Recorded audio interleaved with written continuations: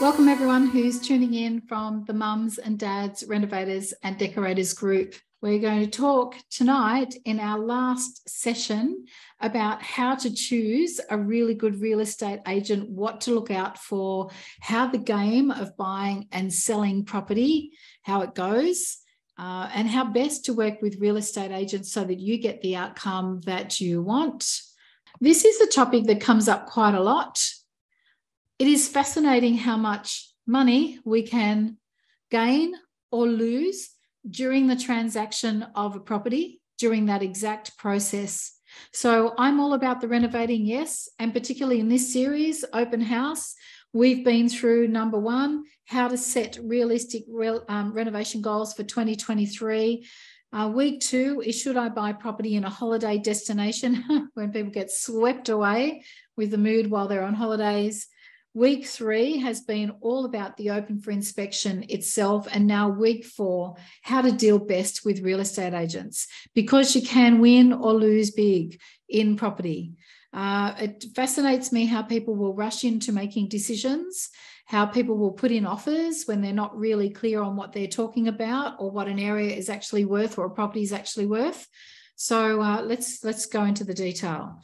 First of all, from a real estate agent's viewpoint, they have a tough gig. If you think I'm bashing real estate agents, please don't. I understand that they have a tough gig. They have to bring buyers and sellers together. They have to get them both to agree on a price. And the truth is, most sellers think that they can always get more for their property than the real estate agent is bringing them and squeeze more out of the buyer. And most buyers, at the end of the day, believe that they've paid too much or wonder if they needed to pay as much as they actually did. So real estate agents are stuck in the middle of this, and unless the deal gets over the line, they don't get their commission. So unless the property is sold, they don't get anything. They might be in a 12-week campaign, be back and forth to open for inspections, be taking phone calls about a property at nighttime and on the weekends, and that property still doesn't sell and they don't get paid their commission. So understand how difficult it is for a real estate agent from their perspective, which also brings me to this. Understand the games that they play to make sure a deal does get over the line, that they do get their commission. Just understand that you are in the middle of a process. So firstly, real estate agents don't like tie kickers at all. I can't blame them. There'd be nothing worse if you're a real estate agent and you are spending time on a property and somebody says, I'm going to put in an offer or I'm ready to buy, and they're actually not, or they just want to talk the pants of the real estate agent all day long. They just want to have conversations, tell the real estate agent all about themselves. They're just wasting the real estate agent's time. Real estate agents are there to do business. You are there to either do market research. If you're there for a sticky beak, just tell them, hey guys, don't call me on Monday. I'm just here having a sticky beak. I brought my mum, or I was just driving past and decided to pop in. So let your real estate agents know your intent, but don't waste their time going back and forth and annoying them unless you're ready to go on a deal. They'll respect you more and they'll listen to you if you don't waste their time. And that's when they will bring you some deals, perhaps, and this is the goal, that they bring deals before they come to market. Know that the real estate agent is never representing the buyer. They might be really friendly to you, but they're actually representing the vendor or the seller.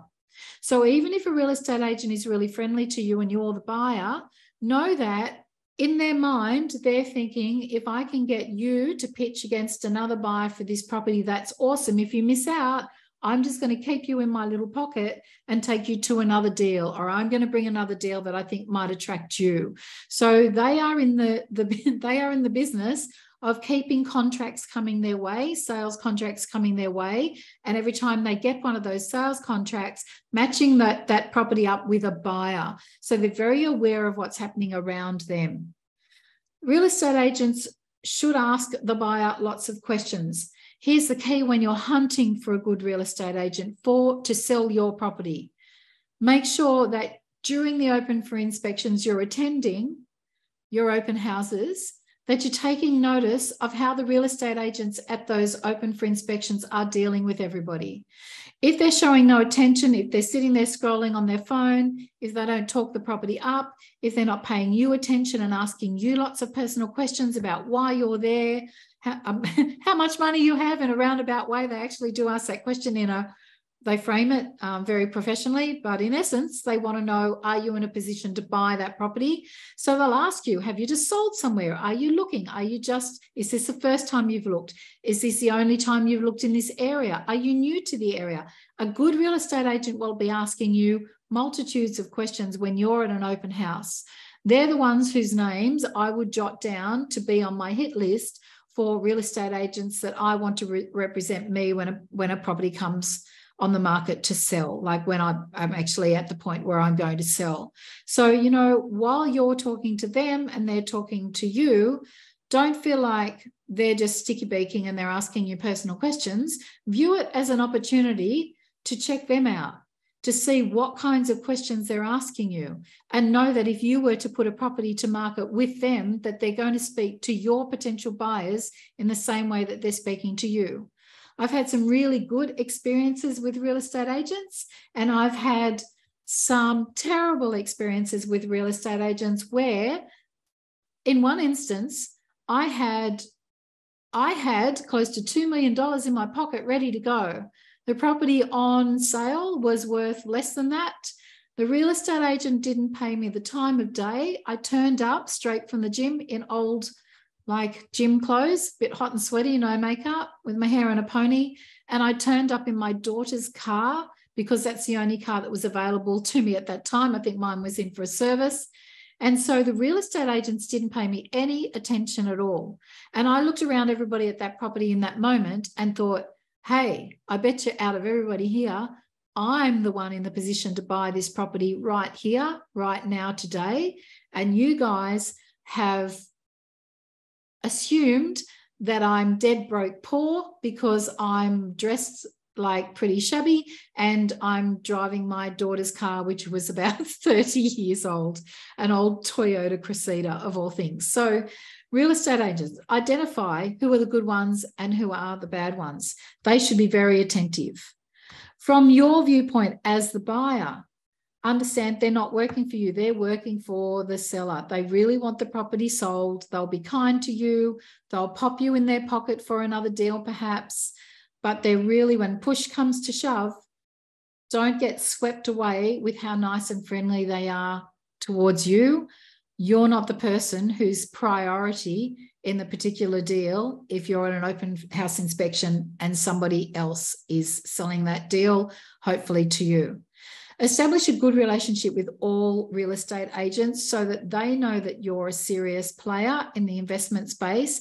And if a property comes to market, they will bring it to you. When I say comes to market, comes to their attention before it's advertised and it's put to everybody else. They might ring you up and say, hey, I think I've got something that suits you, which is how I bought my house right here. I was talking to a landscape gardener about that today, exactly how I secured this deal. So talk to your real estate agents, get to know them very, very well. Never, ever spread gossip that will make them upset with you because everything goes around in a circle. Everybody knows everybody else. So never spread gossip. Never, ever say anything detrimental when you're walking through an open house inspection or critical about the home that real estate agent is trying to sell. So if that house smells bad, keep it to yourself. If that house is shabby or in a state of disrepair or the styling's ugly, take it to the car, I say. Have a little bit of a chat in the car with your spouse or your significant other, but don't ever open your mouth in the presence of a real estate agent or anybody else who's inside that property. You don't know whether the vendor is there or their sister or their uncle or someone who's going to report that back to the actual seller. You just don't be that person. It's totally unnecessary. Be professional. Release enough information to your real estate agent or the real estate agent that you've just met on site so that they can help you properly, so that they can actually assist you. So their job, as we established in the first moment of this this recording is to actually match buyers and sellers, to actually match a property with you if you're a buyer. So if you talk to them about your budget, you don't have to tell them right down to the wire, give them a general idea, but let them know how much you can spend. So let them know what it is that you're after. Let them know you want a cheap waterfront. You want a waterfront that has some issues because that might be your buying place in the market. Like, let them know what it is that you're after.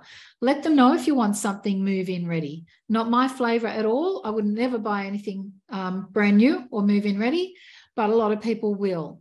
So let your real estate agents know, release enough information for them to be able to help you. So if something lands on their desk, they think of you immediately.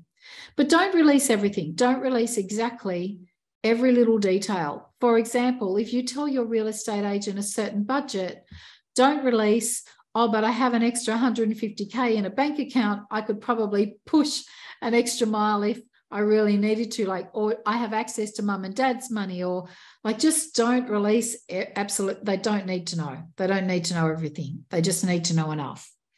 Understand that real estate agents will try and show you a better property above whatever price range you indicate to them you're looking in, and they'll try and drag you up there.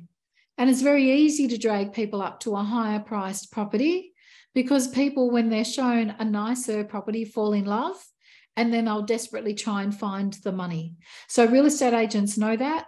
So, and they'll also get you swept away with the whole feel of being in a beautiful property, like that whole, you've got to feel all the feels.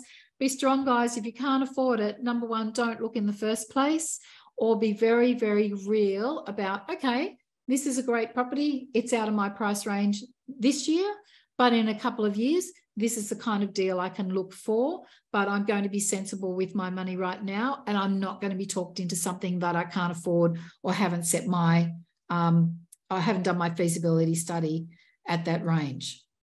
So you must know your prices, guys. For real estate agents to take you seriously in any way, shape or form, you must know your prices so well that if a good property, is presented to you, if you walk into a good property, within the first 10 minutes, you should be saying to yourself, I really like this property. I'm going to move on it fast, and I know exactly what I need to offer on this to get the deal.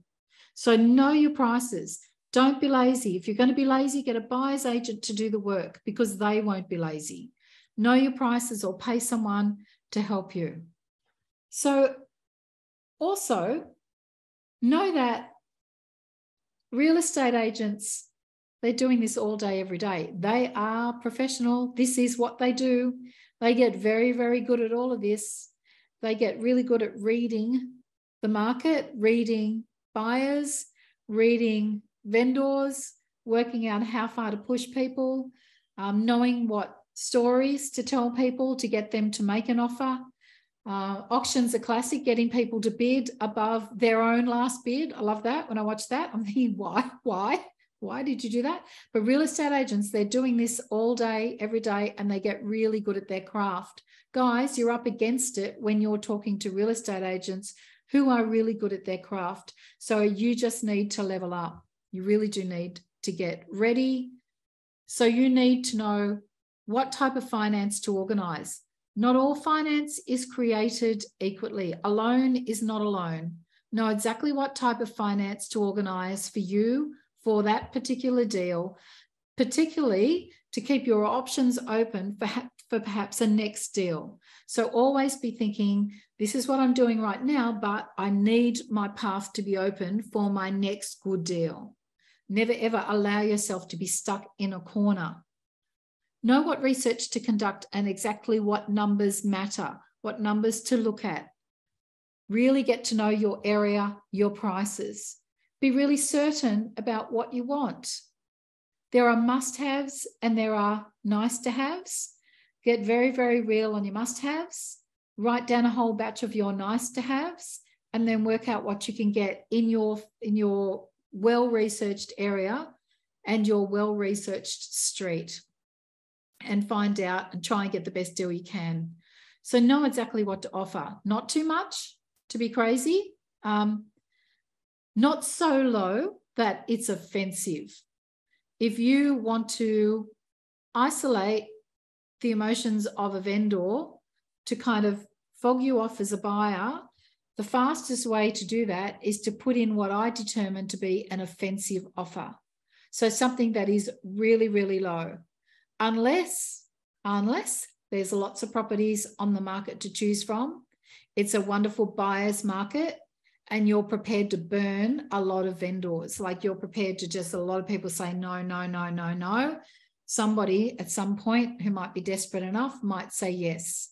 So the market has to play in your favor to make what I call offensive offers. So know what to offer. What is an offensive offer? What is a good offer? What is an offer that's going to catch the attention of the real estate agent and also the vendor, but not be too much? Because, hey, once you don't want to start up too high either. Know how to ask for what you want. Like, talk to real estate agents in a way in which they'll take you seriously, and don't be afraid to ask for what you want. Know what's important and what terms and conditions you want in your settlement. Know what terms and conditions you want when you buy the house. Ask for what you want from inside that property if there's something particular that you really would love to have and you would want that included in the contract. Like, just know how to ask for what you want. Get good at this stuff, guys. Know how to negotiate with real estate agents who are professionals. Know how to be strong. Like, really just know how to just weather the storm, and know when you are being dragged along for the ride. Just recognize it. Sometimes it might mean having a bit of an out-of-body experience and go, okay, I see what's going on here. I see what you're doing to me right now. Just, get really good at this stuff. Guys, if you want some help and you don't work with me at a higher level where all of this stuff is included, where you will know how to work out your finance, how to run really good numbers, how to deal with real estate agents, how to negotiate and get what you want, how to be strong and recognize really soon when you're being dragged along for the ride, and most importantly, know how to get really good deals off market. If you don't know these things and you're listening to this right now, then you should book a call with me. You need to know when to walk away from a deal as well. If you want to book a call, Renovate and realestate.com.au/call. There'll be a little document for you to fill in a couple of details, a few questions that I ask, so that when I jump on the call with you or one of my team, we know where you're at, so we can start the ball rolling fairly quickly. Don't be afraid to ask us any questions. We're just ordinary people in a business that is really set up to help people reach financial independence via renovating and property investing. That's the aim of my business, Renovate and Real Estate. Really proud of what I've put together. I have an amazing team. So if you're listening to this and you think I really need to pull my socks up, I've listened to the open house segments all through January and I realise I'm falling a little bit short, then book your call ASAP. ASAP. Bye guys, thanks for tuning in. Thanks Billy, Catherine, Natasha, Anita and Sandra. Appreciate you joining me, and I know that these videos get a stack of views over on YouTube as well. Thanks, cheers. Cheers, guys. Thanks, cheers. You know what I mean. Bye, guys.